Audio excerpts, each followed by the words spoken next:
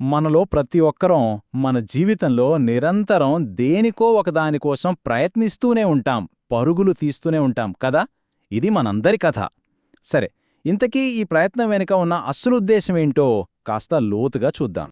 అయితే ఇక్కడ ఓ ప్రశ్న వస్తోంది.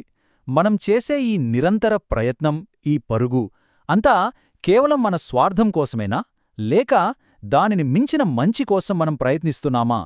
ఈ ఆలోచనతోనే ఈ విశ్లేషణను ముందుకు తీసుకెళ్దాం. ఈ ప్రశ్న మన ముందు రెండు దారులను ఉంచుతుంది. ఒకటి, లోకం మెచ్చే విజయం వైపు వెళితే, మరొకటి మన అంతరాత్మకు నచ్చే మంచితనం వైపు నడిపిస్తుంది. చాలాసార్లు చూడండి, మన సమాజం ఎక్కువగా విజయం మీద దృష్టి పెడుతుంది, మంచితనం గురించి అంతగా పట్టించుకోదు. ఇప్పుడు ఈ రెండు దారుల మధ్య ఉన్న తేడా ఎంత స్పష్టంగా ఉందో చూడండి. ఒకవైపు పేరు, కీర్తి కోసం పనిచేయడం, డబ్బు వెంట పరిగెత్తడం, ఇతవులను దాటుకుని ముందుకెళ్లాలనే ఆరాటం, దీన్నే సాధారణంగా విజయమనుకుంటాం. కాని మరోవైపు చూడండి, ఆకలితో ఉన్నవాళ్లకు కాస్తంత అన్నం పెట్టడం, బాధలో ఉన్నవారికి ఓదార్పుగా 4 మంచి మాటలు చెప్పడం, మనం చేసిన తప్పును తెలుసుకుని దాన్ని సరిదిద్దుకోవడం, ఇదే అసలైన మంచితనమంటే. మరి నిజమైన మంచితనం అంటే ఏంటి? ఏమైనా కొండంత గొప్ప పనులు చేయాలా? అస్సలుగాదు. నిజానికి అసలైన గొప్పతనం మనం రోజు చేసే చిన్న చిన్న నిస్వార్థమైన పనుల్లోనే దాగిఉంటుంది. అంటే మనం అర్థం చేసుకోవాల్సిందేంటంటే, నిజమైన మంచితనం చాలా సింపుల్. ఆకలితో ఉన్నవారి కడుపు నింపడం, దుఃఖంలో ఉన్నవాళ్లకు ధైర్యం చెప్పడం, తెలిసి చేసిన తప్పును ఒప్పుకొని సరిచేసుకోవడం, ఇవి కేవలం పనులే కాదు, మనిషిని ఉన్నతంగా మార్చే లక్షణాలు. సరే, ఈ రెండు మార్గాల్లో వెళ్తే చివరికి మనకు దక్కేదేంటి?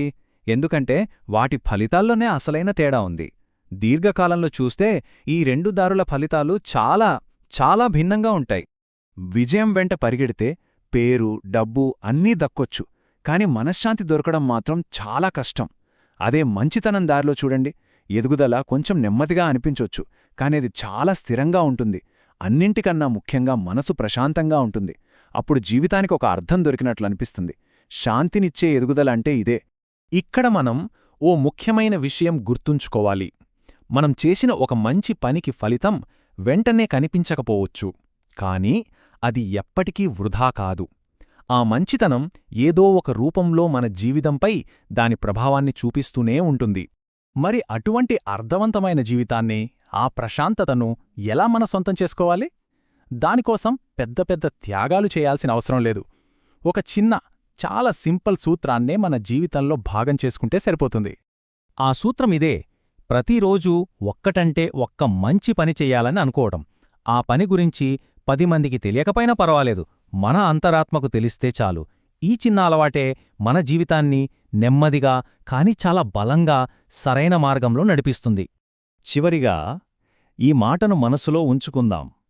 మనిషిని నిజమైన మనిషిగా నిలబెట్టేది మంచితనం కోసం చేసే ఆ ప్రయత్నమే. ఆ ప్రయత్నంలోనే జీవితానికి అసలైన అర్థం, విలువ దాగి ఉన్నాయి కదా.